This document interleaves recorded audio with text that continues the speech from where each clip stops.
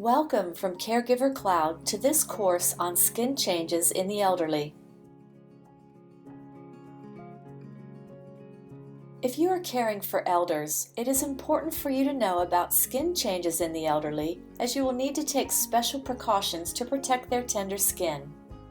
Some age-related skin changes can be slowed down if younger people take measures to keep their skin healthy. As a caregiver, you need to know how to provide good skin care in order to prevent skin breakdown, facilitate healing, and maximize the comfort of those in your care. Healthcare workers have a responsibility to provide the patients that they care for with the highest level of care possible. Outstanding skin care prevents infections, pain, and skin breakdown. The Skin Changes in the Elderly course is a valuable tool which will empower you to provide gentle, healing skin care. So let's get started. The organ that protects your body from the environment, helps control your body temperature, and maintains fluid and electrolyte balance is skin. The skin is the largest organ in the body and plays an important role as a barrier against everything that we come into contact with. The skin provides insulation to the body, as well as permits sensation of touch, heat, and cold. There are 3 layers of skin called the epidermis, dermis, and hypodermis. All of the layers of skin experience changes as we age and should be considered when providing care to the elderly population. Let's discuss the epidermis layer of skin. As people age, the outer layer of skin, the epidermis, thins and becomes more fragile. As the epidermis becomes thin, it is less effective in protecting the body.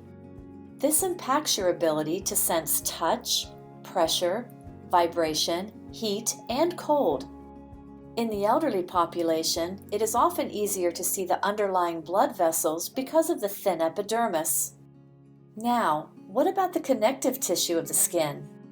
In the elderly, the skin has reduced strength and elasticity because of changes in the connective tissue. Connective tissue is a type of tissue that supports the framework of the skin. The connective tissue of the skin is made up of collagen and elastin. As we age, there is a decline in the amount of connective tissue, causing the skin to be less firm and lose elasticity. This causes the skin to become dry and start to sag. This decrease in connective tissue makes the skin more prone to water loss, bruising, and infection. Let's discuss the dermis layer of skin. Bleeding and bruising under the skin occur frequently in the elderly because of the fragile state of the blood vessels of the dermis. Blood vessels of the skin provide the cells in the skin with nourishment. In the elderly, the blood vessels become fragile, which reduces the amount of nourishment being provided to the skin. This causes an increase in bleeding and bruising, which is often seen on the arms and legs of older patients. Also, the sebaceous glands are very important. The sebaceous glands are what produce the oil that keeps our skin lubricated and waterproof. Sebaceous glands of the skin produce less oil as people age, causing dryness and itching. This dryness can cause pain and itching in the elderly population. It is important to keep the skin lubricated with lotion to prevent the dryness and itching. Avoid use of lotions with perfumes, as this can further irritate the skin. The subcutaneous layers are also significant. As we age, the subcutaneous fat layers of skin become thin, which increases an elderly person's risk of hypothermia. The skin is what provides protection to the body from the external environment. The subcutaneous fat helps insulate the body, which keeps the heat in and the cold out. When this fat layer becomes thin, it is harder to maintain the correct body temperature. It may be necessary to provide extra layers of clothing to protect the body in cold temperatures.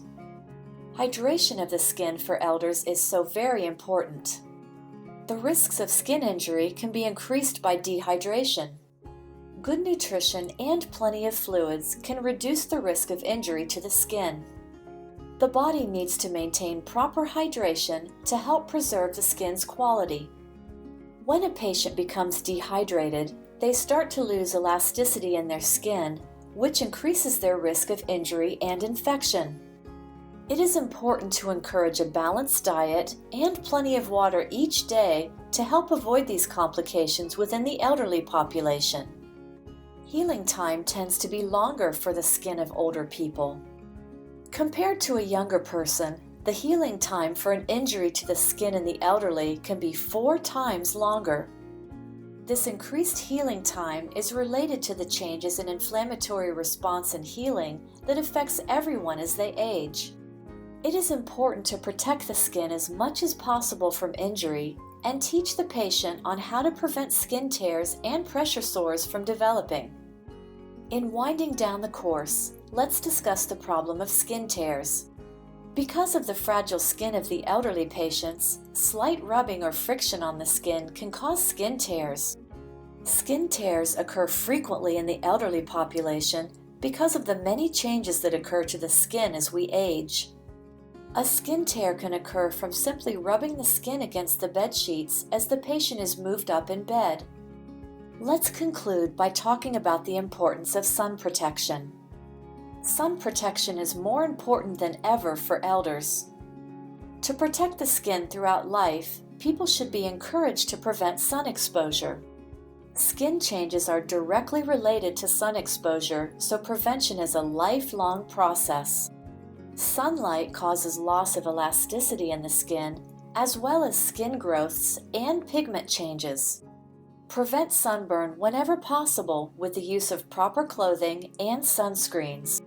This concludes the Caregiver Cloud course on skin changes in the elderly. Copyright 2016, all rights reserved, Caregiver Cloud LLC.